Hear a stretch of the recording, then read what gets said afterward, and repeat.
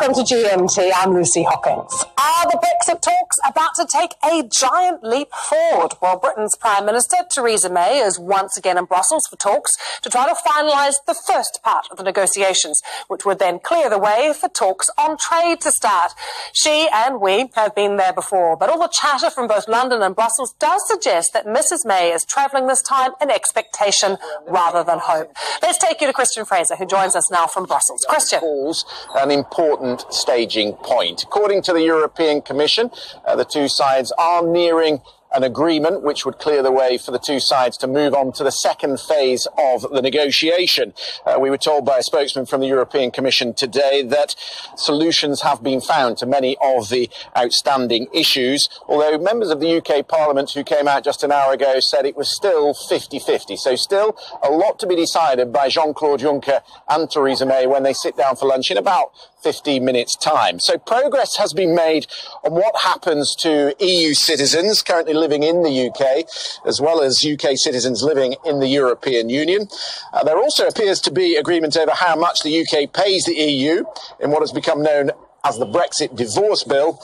And the last key sticking point is what to do about the Irish border. That is still really where a lot of the work is being done at the moment. Negotiations on that were held by diplomats over the weekend and overnight, but it's not yet clear a deal has been done. There is a draft document which is circulating. We'll talk about that in a second with Norman Smith. But just to put you in the picture about the border, it's 310 miles long. It has 200 public roads along it, which makes it a very complex issue given the government's plans to leave the customs union and the single market. The government in Dublin wants a written commitment that there'll be no new border controls, something the Irish cabinet has been meeting this morning to discuss. Well, David Davis is coming here to Brussels to meet with his opposite number, Michel Barnier, and before he got on his flight to Brussels, he said that all sides were keen to move on to the second phase of the negotiation.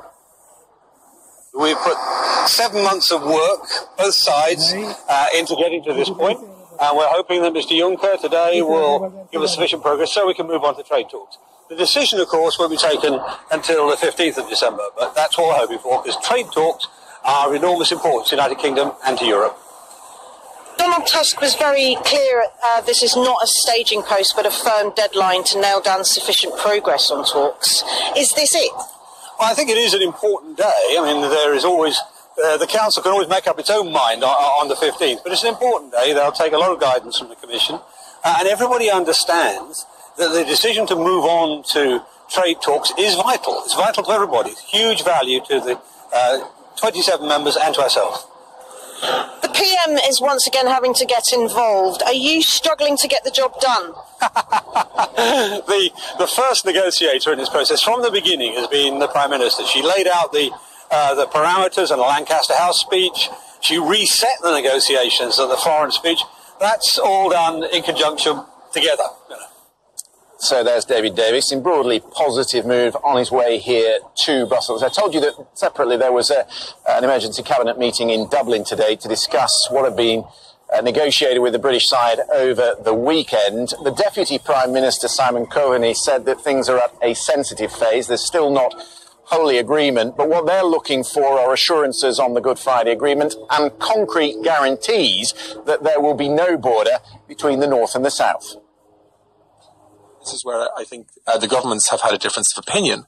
The British government essentially wants to deal with all of this in phase two. We're saying that we need more reassurance before we can move on to phase two, that the parameters are clear within which we can solve these issues credibly. And, you know, but just to finish this point, Brian, I mean, what we are asking is the same questions that the House of Commons Brexit Committee are also asking. So, you know, I mean, if ever there was proof that the Irish government is not being unreasonable here, the same questions are being asked by a majority of MPs in Westminster as we're asking also.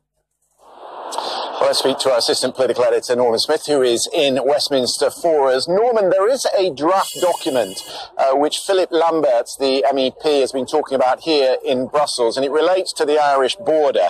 And it says that maybe the UK government is to give ground. Tell us what they're talking about. Well, what they would be floating is the idea that really there shouldn't be any differences between Northern Ireland and Ireland once we leave, that there should be a regulatory convergence. In other words, that Northern Ireland would still, to all intents and purposes, be operating within the single market and the customs union, albeit it wouldn't actually be in either. Now, the rub with that is that suggests a degree of distinctness with the rest of the UK. In other words, there would be divergence between Northern Ireland and the rest of the UK, and that is a massive problem, certainly for unionist politicians in Northern Ireland, but also Conservative MPs at Westminster too. And it's trying to strike that balance, trying to reassure Dublin that nothing much is going to change, and at the same time reassure Northern Ireland that actually things are going to change and they're not going to become more distinct and separate from the rest of the UK. It's an incredibly difficult sort of line to tread. The one thing I think which helps Mrs May out today is she doesn't have to have a blueprint. There does not have to be a solution today. What they're after today is language, words which both sides can grasp at and say, well, that gives us enough assurance to move on to the next stage of talks. The really difficult issue of coming up with a solution to the border problem, that is down the line. All they're talking about today is words to begin looking at a solution. Words very important, as you say, Norman, in the way that the Prime Minister also sells it to her backbenchers. So I was making the point a little earlier that she is saying the financial settlement is in effect a quid pro quo. For this money that we guarantee you, what are we going to get? The European Commission, they don't like that language. No, because they have sought to disentangle quite clearly the divorce arrangements from future trading arrangements. The British government position is this, that nothing is agreed until everything is agreed, and therefore, they say, until we get clarity on a trade deal, the money is not absolutely guaranteed. And if you play sort of games over a trade deal, then maybe we'll play games over money. So they're trying to sort of put a condition on the money to try and get some sort of leverage over trade negotiations, because by and large, the only big lever the British government has is money. And if we play it now, we've played it. That is our big negotiating hand. So the British government is trying, as it were, to keep that back and say, well, I know we've talked about money, but be careful, because if you don't give us that trade deal, then, well, we may just take the money.